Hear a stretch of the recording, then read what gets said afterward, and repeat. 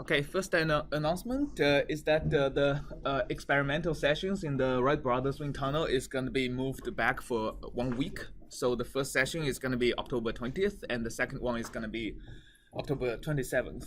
That also pulls our introduction to computational fluid dynamics 1 week earlier. So that'll be next week. All right. So that's the lab sessions.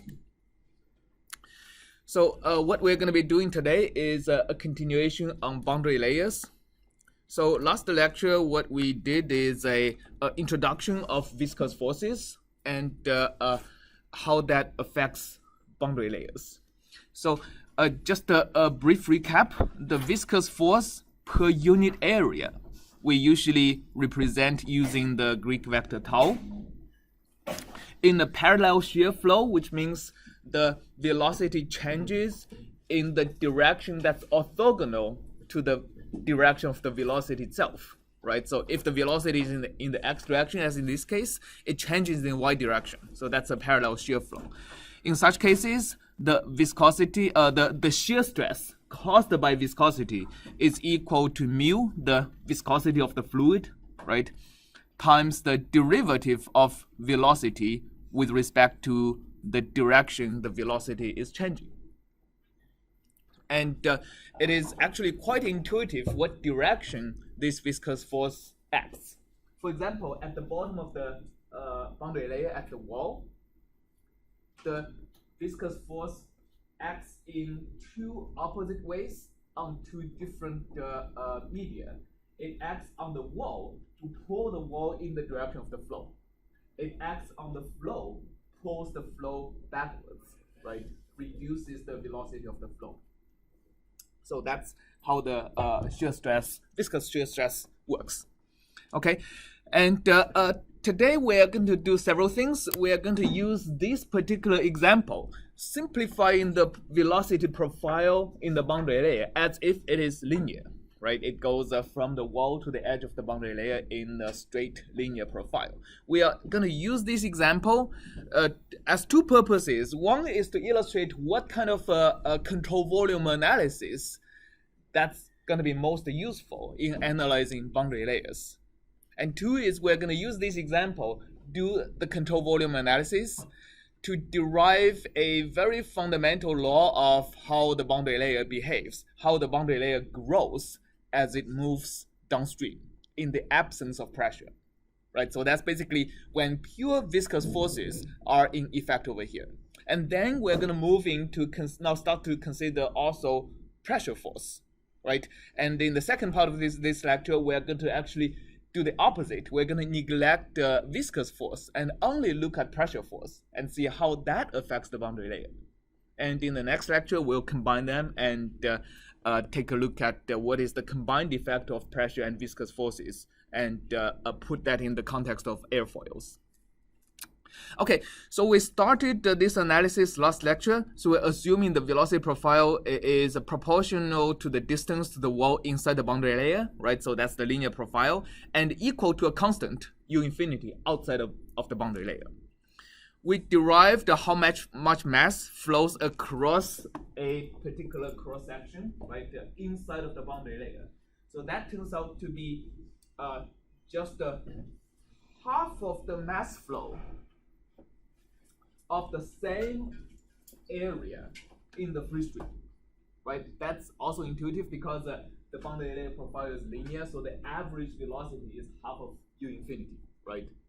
So the mass flow over inside the boundary layer is half of if the whole velocity is U infinity. So that's the result we derived in the last lecture. And we also analyzed what is height of a stream tube.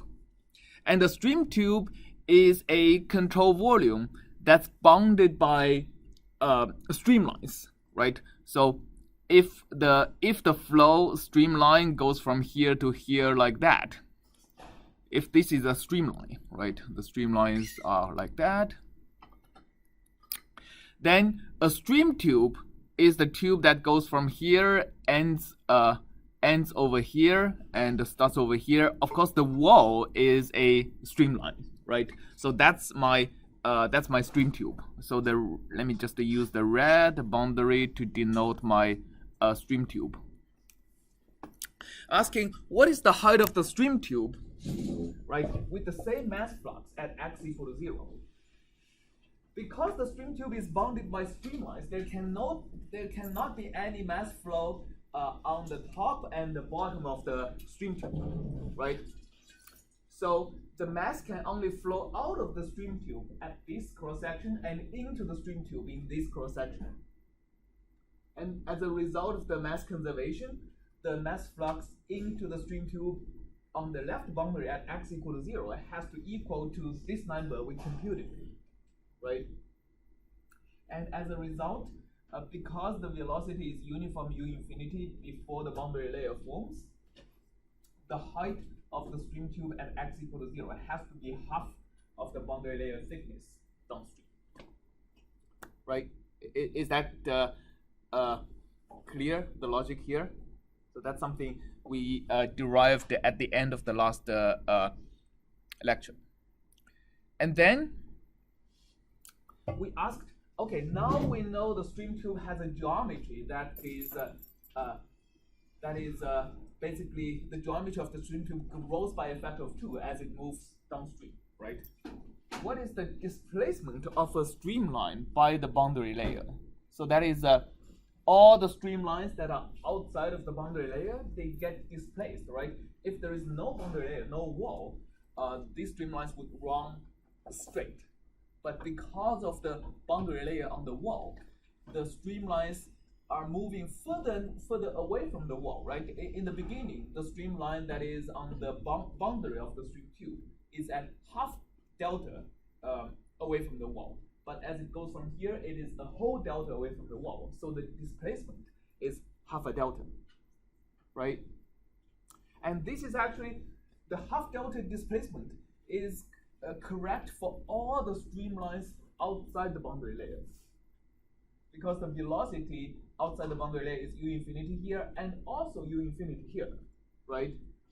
So by mass conservation, whatever height we have between this streamline and the other streamline is also the same height from here to here, right? So all the streamlines are displaced by the same amount outside the boundary layer. Inside the boundary layer, it is not correct, right? A streamline that lies over here would actually not be displaced as much because the area between this streamline and the bounding streamline actually has a decelerating velocity on average. As a result, the streamline is going to widen, right? Conservation of mass tells us if velocity decreases, the area of the stream tube has to widen. If velocity increases, the area would shrink, right? We're going to use this principle a lot. Okay, and so that's basically delta minus half of delta. All right, now any questions before we go to a new set of questions in this lecture? And now we are start to now not just to use conservation of mass, but also conservation of momentum. Okay, so first I'm going to ask how much momentum flows across the same area, right? We last lecture we looked at the mass flow out of this area. So let's think about what is the momentum flux, right? Amount of momentum that goes out of this phase per unit amount of time. How do we calculate that? Momentum flux. Let me zoom out a little bit, right? What is the momentum flow across this area?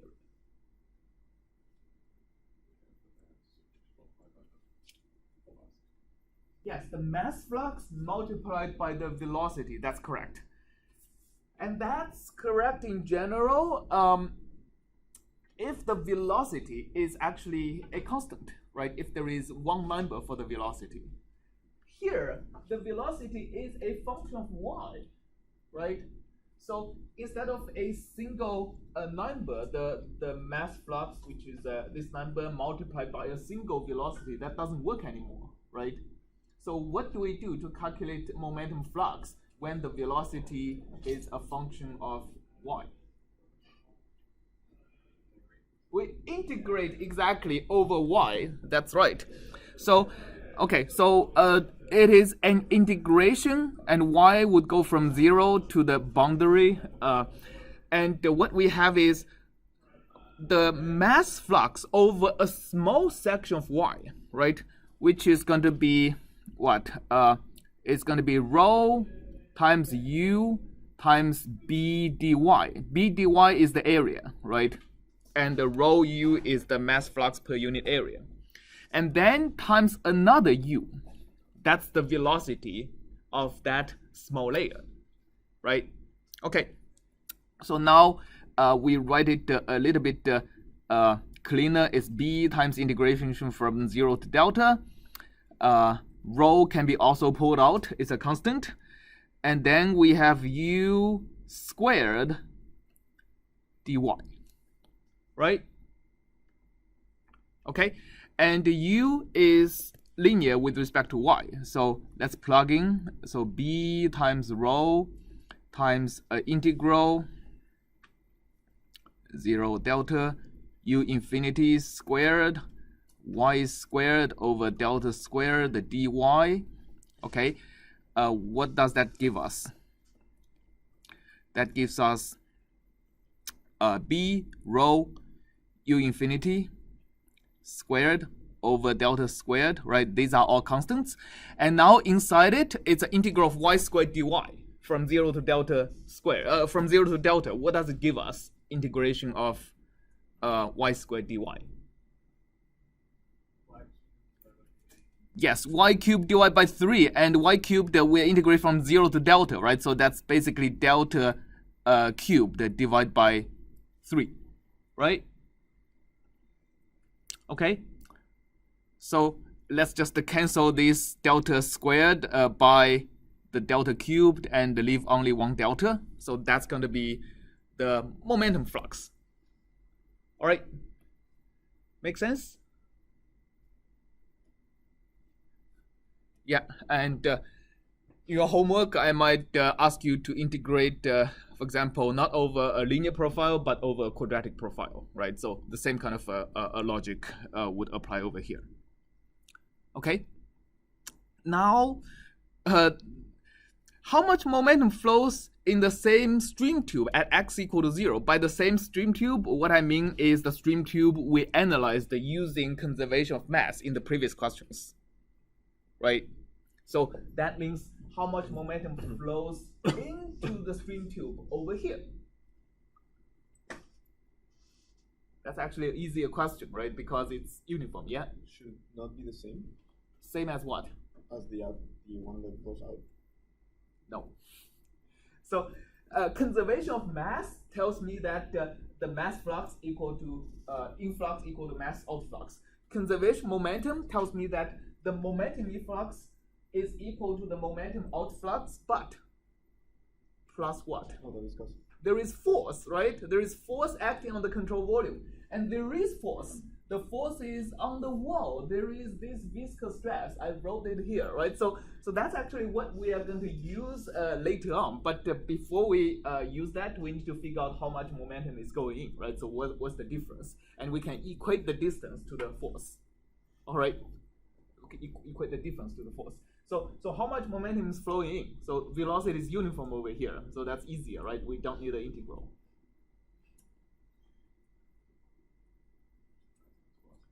Yeah, the mass flux times velocity. We already have the mass flux. Velocity is u infinity. So we'll just multiply the mass flux we already calculated in question 1. Half of rho delta b u infinity. Now I just square, right? Multiply by another u infinity. That's the momentum flux in.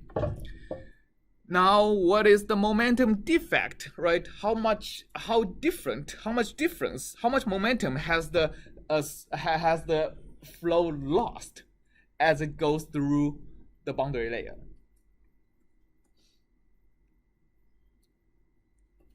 Oh, it's the difference between this number and that number, right? So basically, it's this number is, I mean, the only difference between the answer to question 4 and 5 is question 5 has a half, question 4 has 1/3, right? What is half minus a third? It's 1/6, right? Rho delta b u infinity squared. So that's called the momentum defect of the boundary layer. Right, so the number 1/6 actually would depend on the exact profile, right? If it's a parabolic profile, this number is going to be slightly different, but roughly it'll be the same order. Okay, so that's the result that we have achieved so far. So these are written down over here. So this is the 1/6 number. Okay, now let's start our momentum balance. What is the viscous force from the wall? Okay, so one thing I want to say is that because the viscous force is not a constant, right, as I move from upstream to downstream, actually the viscous force is the viscous force per unit area higher here or higher here? Can somebody just go from the formula? I'm going to write it again. Tau equal to mu times du dy. Is the viscous force higher when the boundary layer is thinner or when the boundary layer is thicker? Yeah. If we implement the condition that the flow has zero velocity at the surface, yeah, the force per unit area is going to be greater on the left. Yes, right. So we're assuming the velocity is a linear function, right? So if you take du dy, that's u infinity over delta, right? So u infinity over delta is going to be larger when delta is smaller. So the velocity, the shear stress, right, actually decreases along the way. That means we cannot just do a simple control volume analysis that says, okay, the viscous force is equal to like the momentum defect, because the viscous force is a varying function of x. So instead, let's first figure out what is the viscous force per area, right? So we know that tau is equal to mu times du dy, and by this linear assumption, we have mu times u infinity divided by delta, right? Then the force would be tau times dx times b, right?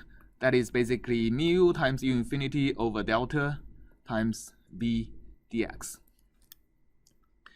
Okay, now what is important is we analyze the momentum conservation, not of the whole control volume we put over from the beginning to the end, right? So from beginning to the end, we can draw a control volume.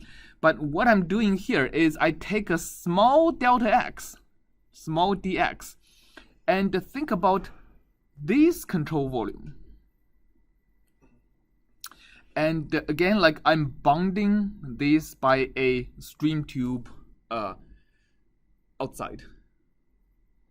Okay, what I'm asking is, in this control volume, how does the momentum balance work, right? We know that how much force is acting on the control volume, so this is the force that's acting on the control volume by the wall. That's the viscous force, right? And now question is, so let's say this here at the end of the control volume, I have delta of x plus dx, and before the control volume, I have delta of x. So delta has grown by a little bit, an infinitesimal amount over this small dx. Okay, and I also know that because I have my height of the control volume is outside of the boundary layer, right? The height of the control volume has also grown by a small amount. What small amount? Is actually half of delta x plus dx minus delta x, right? Remember, the displacement of a streamline outside of the boundary layer is half of delta x, right? So that streamline would be displaced by half of delta x over here, starting from x equal to 0, and would be displaced by half of delta x plus delta x over here, right? So the stream tube over here would have grown higher by this amount. So this is this is basically how much this has grown higher. So that's this. Oops. Second. Anyway, so this is this amount over here. Okay. Now we have defined our control volume. Let's actually work on it. So what is the momentum flux into the into the left side of this control volume? What is the momentum flux into the right-hand side of this control volume? Okay, the momentum flux into the left-hand side of the control volume is equal. So let's actually draw this. I really need a different color here. 1 second.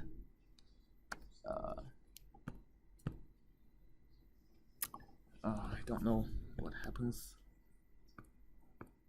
Okay. So if I follow the streamline all the way to x equal to 0, right? Okay, the momentum flux over here is equal to the momentum flux on this face minus the momentum defect at x. And the momentum flux at x equal to x plus delta x is equal to the same momentum flux minus the momentum defect at a slightly downstream value, right? Oh, okay, so for example, if I have the height of this, if I know the height of the same streamline that bounds the control volume at x equal to 0 to be h, then the momentum flux on the left is equal to rho h times b times u infinity squared minus the momentum defect, which is equal to half of 1/6 of rho delta at x times b u infinity squared. The momentum flux on the right is also equal to the same flux on the x equal to 0 minus also the same formula, except for delta has grown by a little bit.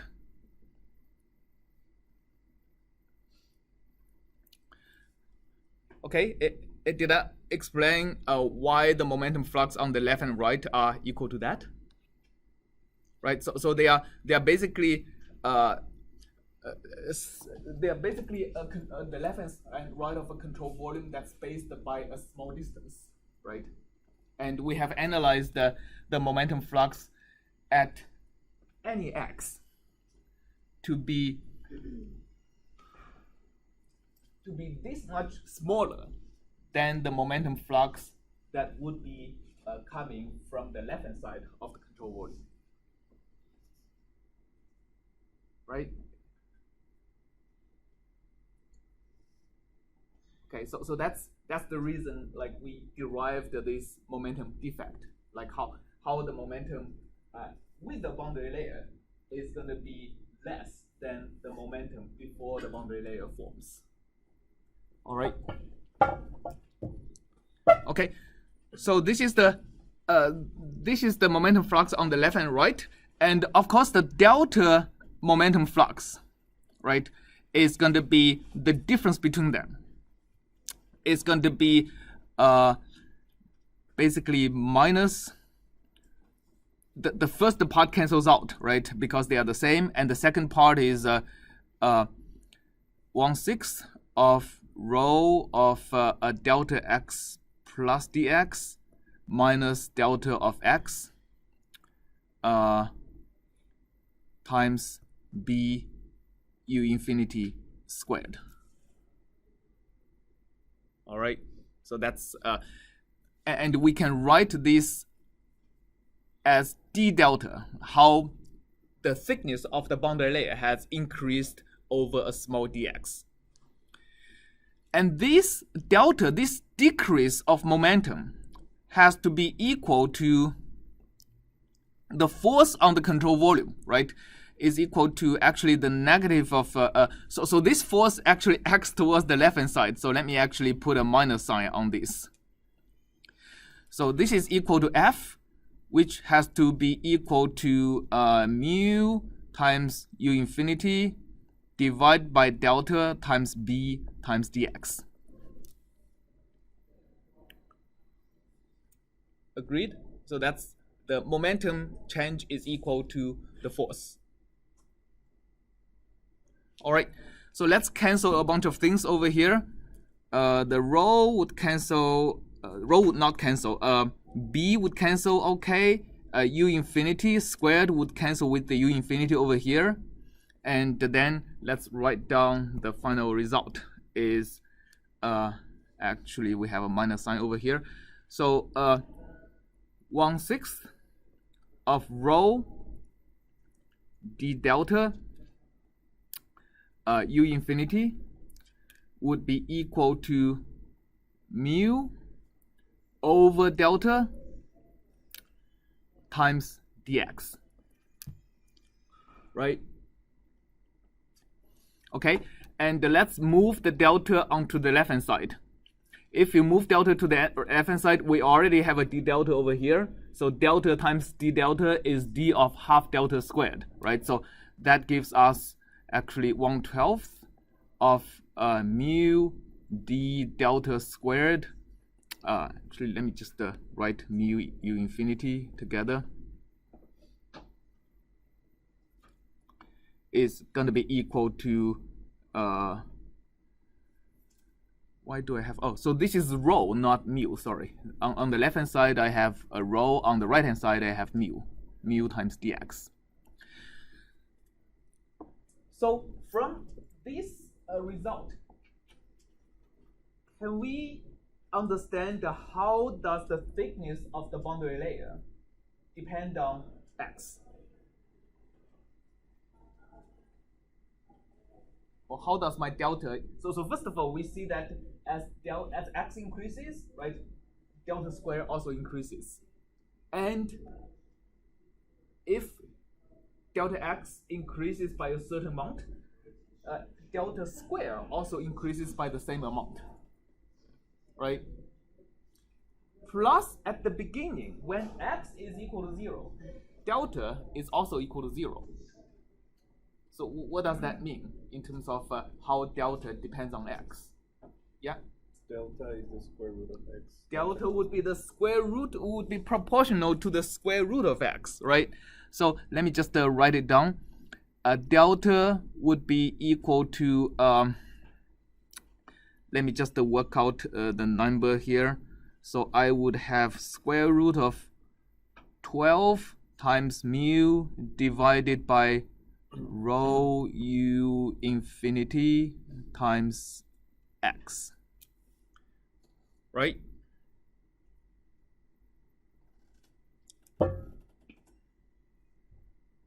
All right. What's actually written more commonly is a rho. So delta divided, not just the delta, but delta divided by x. Delta divided by x. So if I divide by x here, I would have to divide by x squared inside the square root, right? So which makes the x go into the denominator. Okay. Again, this is 1 over the Reynolds number, right? So let me just keep writing. Square root of 12 over REX. So the Reynolds number is always the density times velocity times a certain length scale that is written underneath here, right? The Reynolds number defined based on x divided by viscosity. And here, the number 12 is not so important because it assumes the linear profile. So if the profile is not linear but a parabola or something else, this 12 would become some other value. But this equation, the dependence here of delta divided by x being be proportional to 1 over the square root of the Reynolds number based on the length, the distance to the leading edge. is always the case. All right. Okay. So I think the most difficult part of this whole analysis is the infinitesimal control volume analysis, right? To figure out actually how much momentum is goes into the left and the right. So first, defining the control volume as bounded by a streamline on the top, right? And also figuring out how much momentum is flowing in and out of the control volume based on the defect of momentum from the leading edge is really the key. Okay, any questions? Yeah? Yeah, what are the units of mu? I'm kind of confused on how you equated force to a change in momentum without time derivative.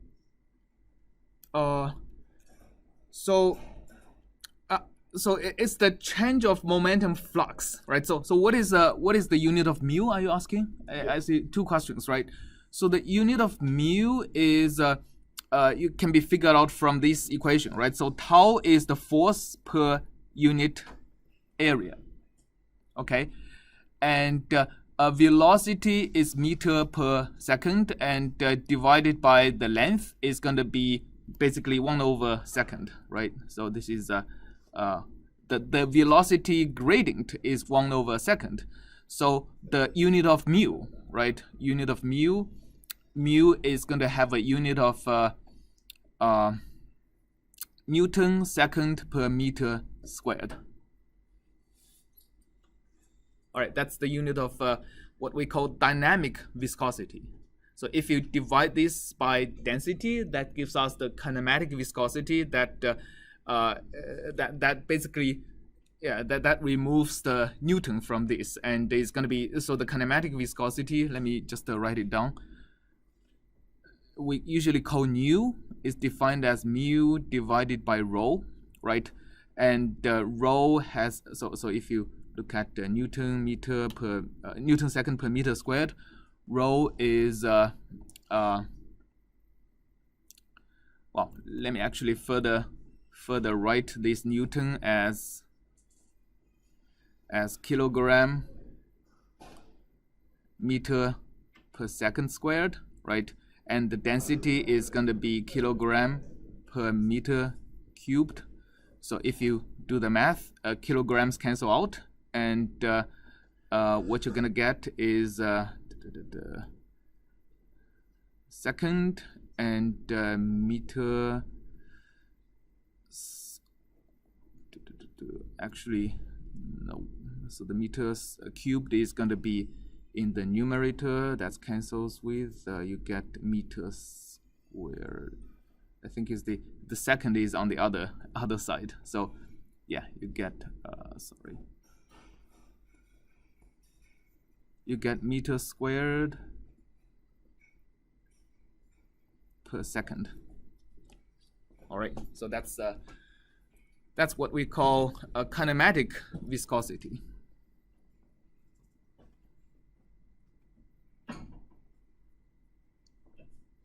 So this is dynamic viscosity. Okay, and your second question is how does the balance of momentum comes in without a time derivative?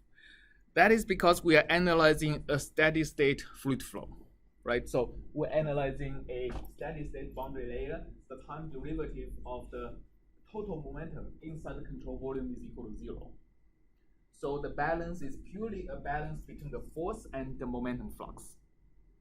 Okay, so the part that is contributed by a time derivative of total momentum is equal to 0. Yeah, so we are looking at so when we look at the difference between momentum flux left and right, we're not looking at the momentum, we are looking at momentum flux. So that's how much momentum is going through a phase per unit time. Yeah. And any other questions? Okay. Let's start the pressure influence by first defining what metrics do we use to describe the boundary layer, and we're going to relate these metrics to what the analysis we just did on the last slide. So the first characteristic is has nothing to do with our previous analysis. It's just defined as the location on the boundary layer where the velocity reaches 99% of the free stream velocity. Okay, so that's just the u. When you describe the velocity profile as u of y, right? U of y would be equal to, for example, u of 0 would be equal to 0, u of infinity would be equal to u infinity, right?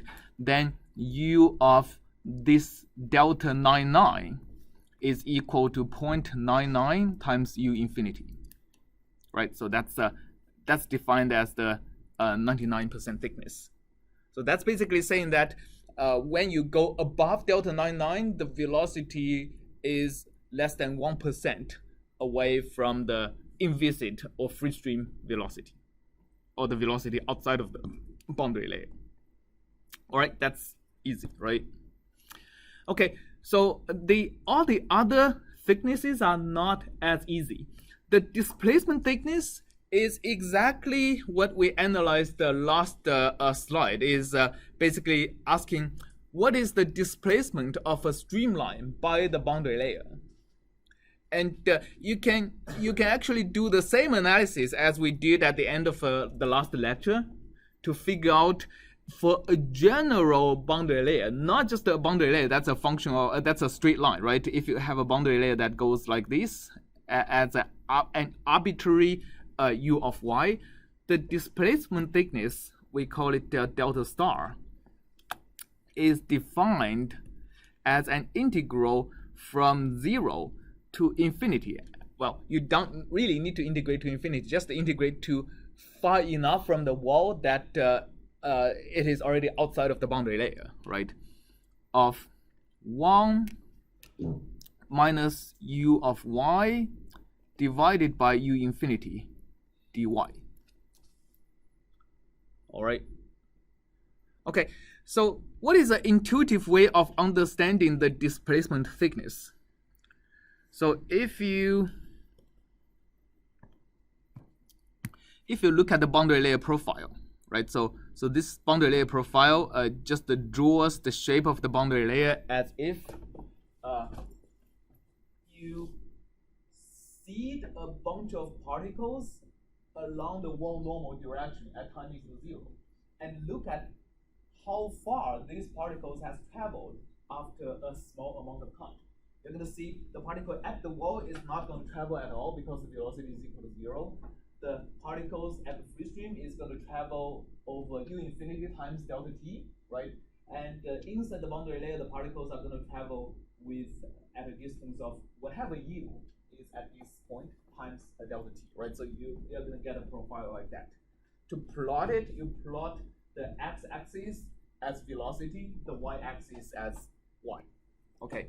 So if you look at the profile, what is 1 minus u over u infinity?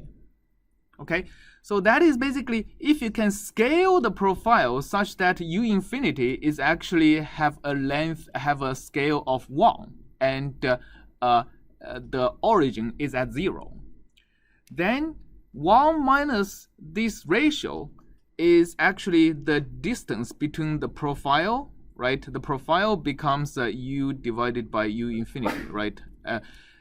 This is the distance. This is u over, sorry, this is actually 1 minus u over u infinity. That's the gap between the boundary layer profile and the vertical line that designates u infinity. And then you're going to be integrating this profile over dy, right? What is dy? This is dy, right?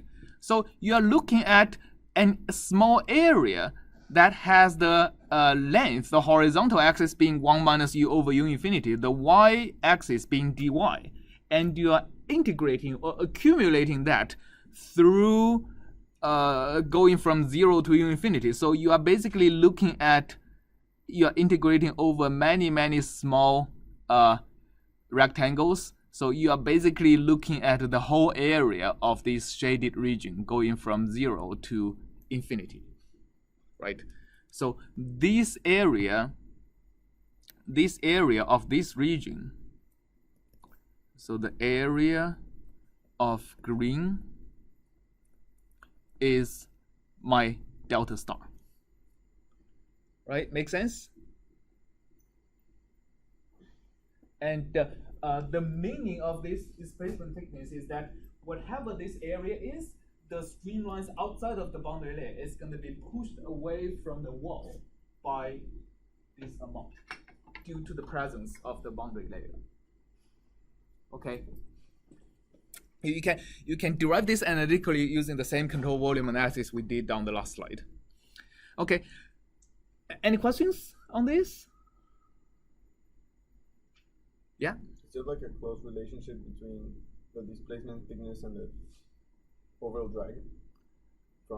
Good question. No. So that's actually, is there a relation between this displacement thickness and the overall drag? No, because that's actually why we have to introduce the third thickness, that's momentum thickness. This is the thickness that's related to drag and skin friction.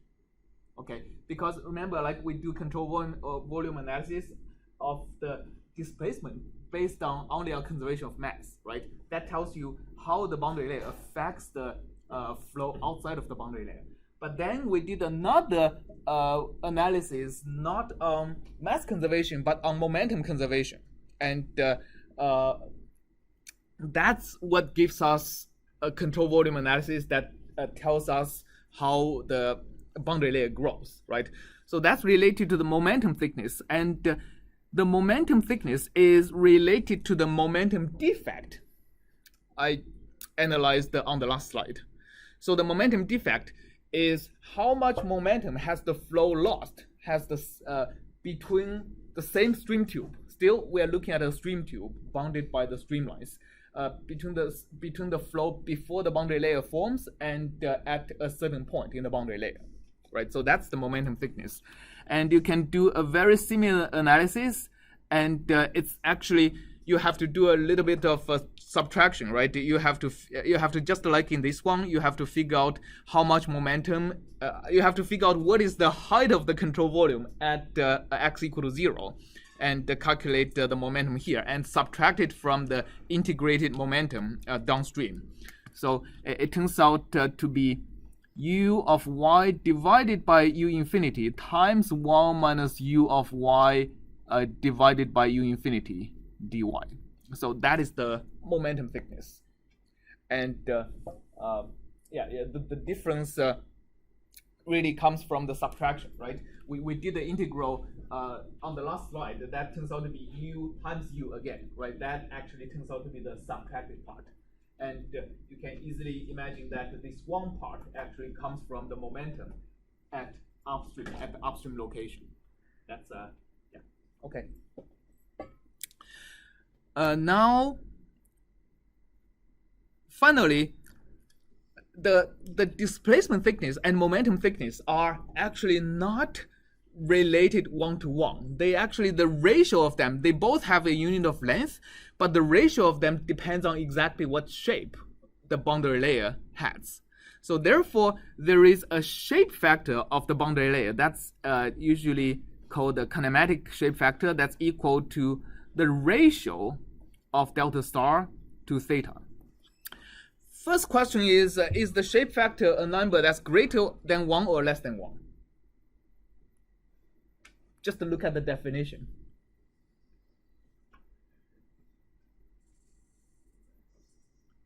Less than 1? Greater than 1, exactly. This number, right, is something that's less than 1. So the momentum thickness integrates to something that's always less than the displacement thickness, right? So the shape factor is always a greater than 1.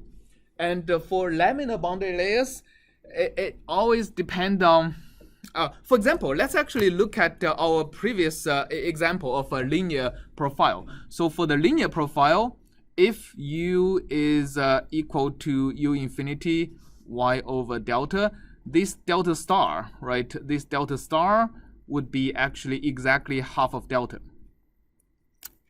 right? And the momentum thickness theta would be exactly what? So we have 1 minus y. The momentum thickness, I think, integrates to 1 second. So we get a y, 1 minus y, and dy, right? Get the y half. Yeah, it's going to come up to a sixth of delta, right?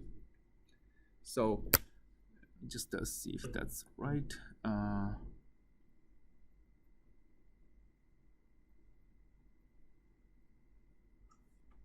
Yeah, I think that's correct. So basically, the shape factor is going to have a number that's equal to 3, right? Okay. So in general, a shape factor is going to be, if we have a linear profile like that, right? The shape factor is equal to 3, and in general, if we have a profile that's more like a parabola, the shape factor would be smaller, would be a little bit like 1.5, and a shape factor would be even larger if we have a boundary layer that's like that, right? H would be even greater than 3 in this case. And more typically for a zero pressure gradient boundary layer, we have a boundary that's more close to the one that has a lower H. All right. Okay, finally, the final thing we use to describe a boundary layer is the skin friction coefficient. So I'll just write down the definition here. CF is going to be equal to the tau at y equal to 0, or sometimes I just call the tau wall, or another thing to say is so tau wall, tau w is just equal to tau y equal to 0, right? Divided by, because tau has a unit of force per area, right? And the pressure also has a unit of force per area. So they are actually non-dimensionalized by the same thing. So they are always non-dimensionalized by half of rho u infinity squared. So that basically indicates how much drag or how much friction the boundary layer causes on the wall. Okay, so this is basically usually the most common quantities we use to describe a boundary layer, which is, I mean, if you don't use these discrete numbers, it's very hard to describe a boundary layer because the boundary layer is actually a whole function, right? It's a function of y. So you need basically infinite amount of information to describe it. But in reality, these numbers usually gives us a very good sense of what the boundary layer looks like and how it behaves. So some examples. I think I might not have time to do these examples this lecture, but we'll get to it later. And so just a preview of what we are going to do next week, starting next week, is that we are going to basically give you an example. We're going to zoom more into the boundary layer, right? And think about how the shape of the boundary layer is going to change under a combination of pressure force and the viscous force. And to do this, it's very hard to think about the boundary layer as a continuous function. It's very hard to intuitively think about it. So what we are going to do is we are going to approximate the boundary layer as if there are a finite number of layers, right? For example, in this example, we are going to say, okay, the boundary layer, this is a y, this is a u, right? It is equal to 1 meter per second when the y is greater than 1 millimeter. So it's going to be equal to 1. And in a layer going from 0.6 to 1, the velocity has 0.9. And from 0.3 to 0.6, the velocity has 0.7, and then finally underneath it, the velocity has 0.4. So instead of a continuous function, we are just going to approximate it as if there are a finite number of layers. And this is actually one way of how we numerically compute how the boundary layer behaves. It's just in numerical computation, instead of 3 layers inside the boundary layer, we have maybe 20 or 50 or even 100 layers, right? That gives us almost a continuous velocity profile. So we'll ask you to compute the 99% thickness, right? For which in this case it's just the 1 millimeter, right? Okay. We're going to ask you to compute the displacement thickness. For this case, we are just again going to be computing essentially the area of this shaded region. That's going to be the delta star, right? And we are also going to be computing the momentum thickness. Again, it's just a summation of three different three integrals over constants, right? Just three terms, and finally the shape factor, etc. And then after this example, we are going to actually use momentum conservation to think about how these different layers is going to react to a pressure gradient. And that is going to give us intuition of, in general, how a boundary layer reacts to pressure gradient. And finally, viscous forces. All right. So see you. In this afternoon, the lab session, we are going to continue to do Xfoil. And for those who can't install Xfoil, we have the Mfoil alternative. We can run in MATLAB. I'm going to show both. And we're going to focus on how the boundary layer behaves on airfoils. All right. So see you in the afternoon. Next week, I moved my office out.